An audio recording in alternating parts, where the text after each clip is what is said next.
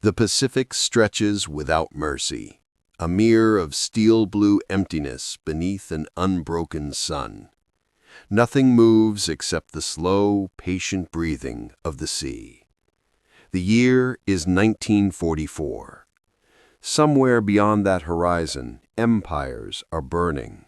But here, on this forgotten patch of water, silence reigns, the kind that makes men listen to their own thoughts too long. The U.S. destroyer Halsey's Pride cuts through the swell like a blade, its gray hull scarred from months of war. The crew moves in quiet rhythm, scanning the horizon, checking instruments, lighting cigarettes they barely smoke. Each man wears the same expression, exhaustion painted over with duty. They've seen the ocean swallow ships whole, and now they trust neither its calm nor its beauty. The radio crackles, but says nothing new. Somewhere to the west, a carrier group has gone silent. Somewhere to the east, a plane never came back. Every wave might carry wreckage. Every ripple might hide an enemy. The Pacific is not a battlefield. It is a graveyard too wide for memory. Then, just after noon, a lookout narrows his eyes. Something, small, drifting, breaks the horizon line. At first, it's nothing but a shape, maybe a crate, maybe a torn wing. The ship slows. Binoculars lift. The officer of the deck leans forward, his voice measured, unbelieving. "There's a man out there." The words move through the deck like wind through dry grass. A man? Out here? The crew rushes to the rail. The speck becomes a raft. The raft holds a body. Skin burnt raw, face hidden beneath a torn sleeve. The sun glints off metal. Not American gear. Not Navy issue. A long silence follows. The ocean rocks gently, almost tender. Then someone mutters the word that no one wants to speak aloud. Japanese. Every man stiffens. The air changes. The world shrinks to that single raft, that single body. A living enemy floating in their path, like a ghost carried by the sea. For a heartbeat, they wait for movement, for a weapon, for anything that confirms the danger they've been trained to see. But nothing comes. The figure doesn't move, just the faint motion of one arm weakly stirring the water. No orders yet, no gunfire, only the low hum of engines and the endless whisper of waves, the sound of a war momentarily forgetting itself. The horizon holds its breath. The alarm bell doesn't ring, but tension spreads faster than sound. Every man aboard knows what this could mean. The ocean rarely gives back the living, and when it does, they are seldom friends. Rifles are lifted from racks. Boots scrape the deck. The destroyer slows to a crawl, the destroyer's shadow falling over the drifting raft. A dozen American sailors line the rail, squinting into the glare. Sunlight flickers off the waves like shattered glass. Beneath that glare lies the shape of a man, unmoving, burnt red by the sun, uniform soaked in salt and oil. The captain watches through binoculars, expression carved from stone. "Approach slow," he says, his voice low, deliberate. "Keep him covered." The destroyer edges forward, engines murmuring. Every splash of water sounds like a threat. The gunners track the raft through their sights, not out of cruelty, but habit. This is what the war has made of them. Cautious, cold, alive because they expect the worst. The raft bumps against the steel hull with a soft, hollow thud. The man stirs. His head lifts weakly, and for the first time they see his face, blistered, salt-crusted, lips cracked open from thirst. He is barely conscious. His hands tremble as if even breathing takes effort. One sailor curses under his breath. Another sailor spits into the sea, muttering, "He'd shoot us if he could." And yet, no weapon, no defiance, just a half-dead stranger adrift between two worlds, the empire that sent him to die, and the men who found him alive. The captain lowers his binoculars, eyes narrowing. For a long moment he says nothing. The sea is too quiet, the wind too still. Then he gives the smallest nod to his crew. "Bring him in." The order hangs in the air, not shouted, just spoken like an afterthought the ocean itself might erase. The sailors hesitate. Feed him in or finish him off? They've seen too much, lost too many. But slowly they obey. Hooks catch the edge of the raft. Ropes tighten. The man's frail body is lifted upward through sunlight and spray, his skin almost translucent, veins dark against bone. He doesn't fight. He doesn't speak.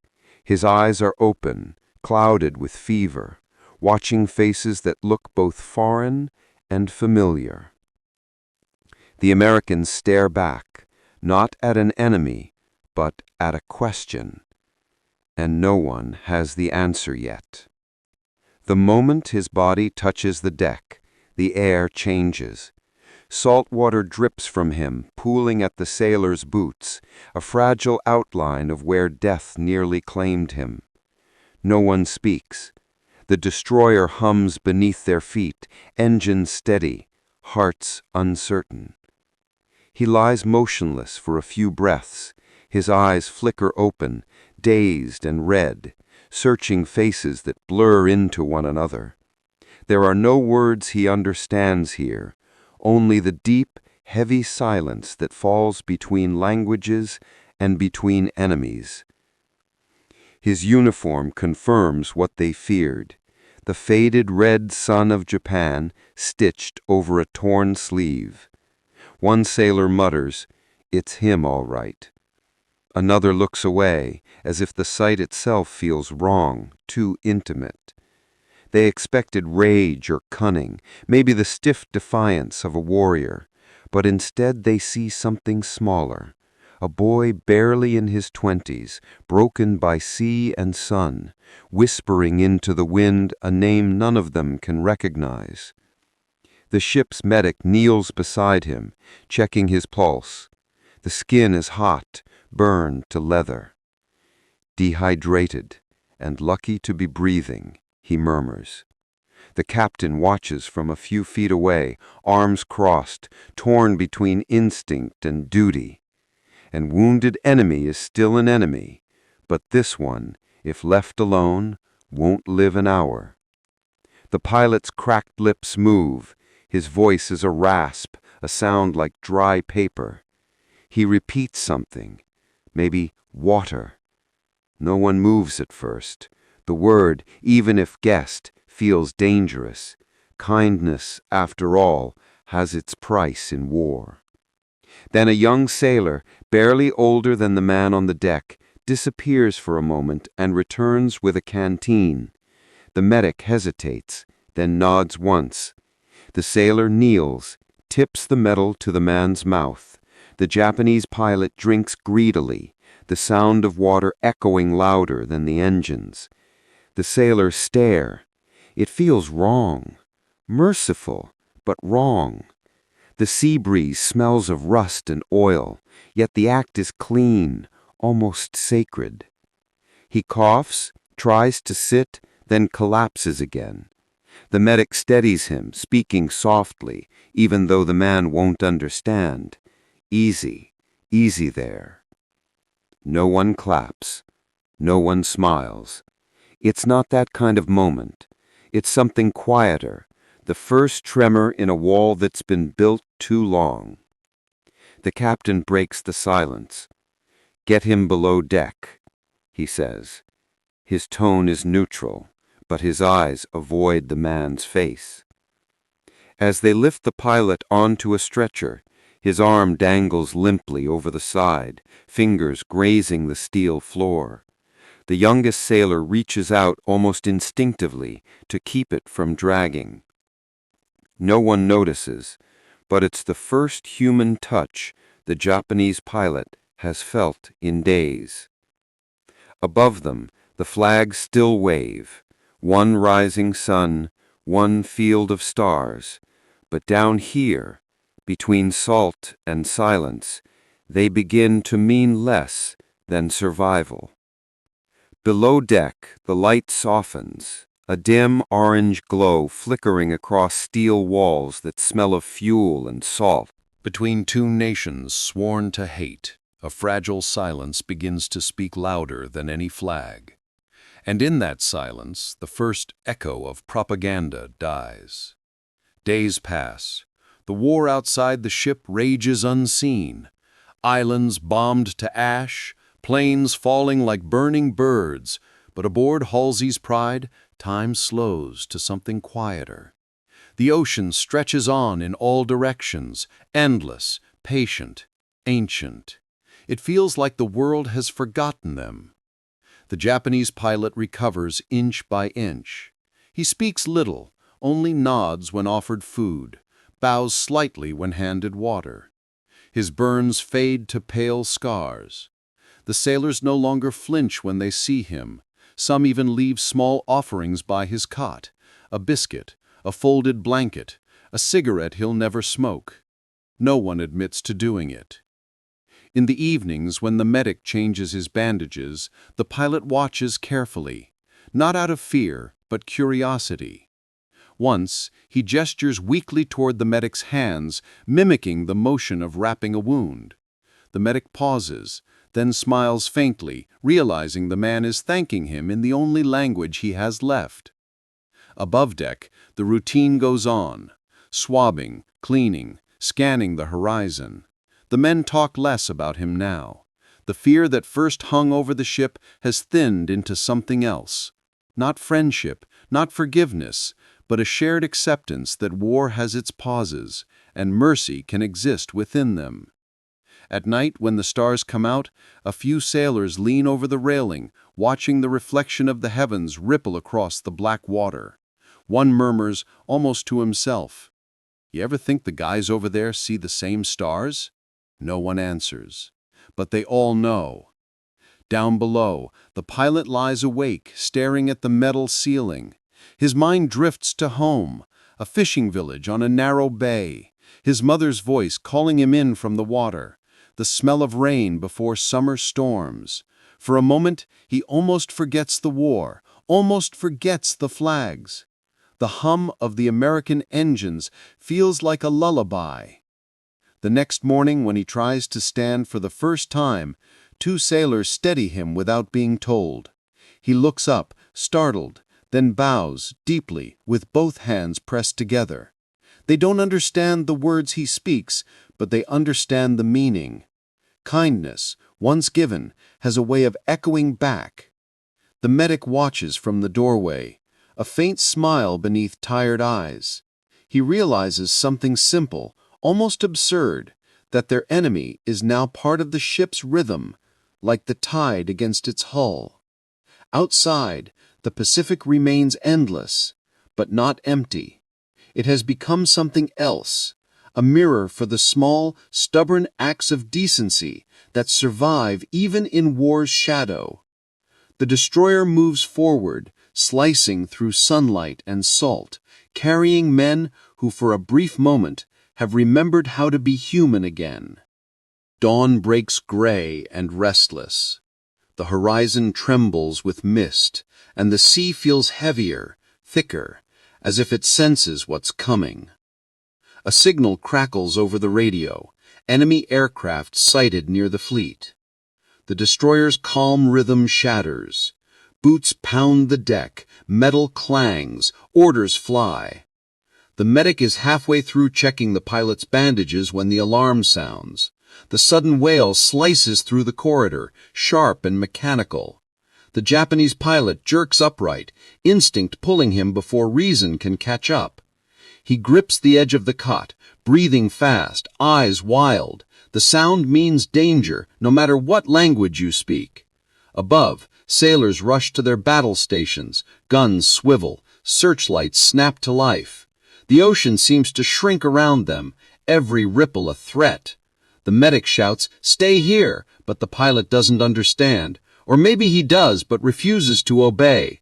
Slowly, painfully, he pushes himself upright. Two sailors block the doorway, unsure what to do. Their first instinct, restrain him. But the man isn't reaching for a weapon. Instead, trembling, he lifts his hand to his forehead and gives a slow, deliberate salute. His body sways with exhaustion, but the gesture is precise, the salute of a soldier acknowledging other soldiers. The room freezes. The sound of the alarm still howls, but in that small space, time seems to stop. The medic watches him, stunned. The man who should have been an enemy is saluting his captors, not out of mockery, not out of surrender, but out of respect. It's a moment none of them were prepared for. When the ship shudders under a distant explosion, everyone snaps back to motion. The sailors rush topside, leaving the medic alone with him. The pilot lowers his arm, gripping the wall for balance. Through the open porthole, they hear the muffled boom of anti-aircraft guns, the war returning, loud and merciless. The medic crouches beside him, breathing hard. "You don't have to prove anything," he says quietly, knowing the man can't understand the words, but might feel their weight. The pilot turns his head, meeting the medic's eyes. There's fear there, yes, but also dignity, the stubborn pride of a man who refuses to let compassion erase who he is. For the first time, the medic sees the truth. Mercy doesn't erase identity, it honors it. Minutes later, the all-clear sounds. The sky goes still again. The attack has passed them by. Above deck, sailors exhale in relief. Below, the medic helps the pilot sit, easing him back onto the cot. Neither speaks. There's nothing left to say. The salute still hangs in the air, invisible but undeniable. A gesture that crossed borders without translation. When the captain comes to check on him later, he stands silently in the doorway, hat in hand. "He saluted?" he asks. The medic nods once. The captain looks away, his jaw tightening. "Then so will we." And for the first time since the war began, the distance between enemy and ally feels no wider than the width of that small, trembling salute. The medic stays at the rail long after the boat becomes a speck against the horizon. He thinks about all the things the war has taught him, about hate, about loss, and now, strangely, about gentleness. Somewhere behind him, the engines rumble to life. The destroyer turns slowly east, back toward its duties. The war continues. But for those who watch that raft drift away, something inside them has quietly changed. An enemy has left their ship, yet somehow he has taken their enmity with him. Weeks pass. The war grinds on like a storm without end. Somewhere over the Pacific, new planes rise and fall. Ships burn. Islands are taken and lost again. Yet aboard the Caldwell, the memory of that rescued pilot lingers, a quiet ghost woven into the rhythm of their days. The medic keeps a folded sheet of paper in his breast pocket. He started writing it 3 times and never finishes. It's meant for his sister back home, who still believes the war is made of clean victories and noble causes. He tries to describe what happened, the man on the raft, the silence in the sickbay, the bow at farewell, but every version feels wrong. Words can't carry the contradiction, how you can despise what a man fought for and still wish him peace. At night, he sits on deck alone, the ocean stretching like ink around him. The stars are the same ones that once guided the pilot's flight. That thought unsettles him. The idea that both men, enemies by uniform, might be reading the same sky for comfort. One evening, a storm breaks. Lightning rips across the clouds, white and violent. Rain lashes the deck. He thinks of that first night they spotted the raft, how nature itself had seemed both executioner and savior. He realizes now, the ocean doesn't take sides. Neither does the sky. Only men do. After the storm passes, he finally writes, "We found a man once, the kind we were told to hate. He was half dead and scared, but when I gave him water, he drank like any man would." That's the part they never teach you, that mercy feels heavier than bullets. He doesn't sign it. He doesn't send it. Instead, he folds the letter neatly and tucks it into his medical journal, between notes on wound care and morphine dosages. Maybe someday, he thinks, someone will find it and understand what war really did to them. The next morning, the captain joins him on deck. No words are exchanged for a while. Then the captain says quietly, "I heard he made it to Midway."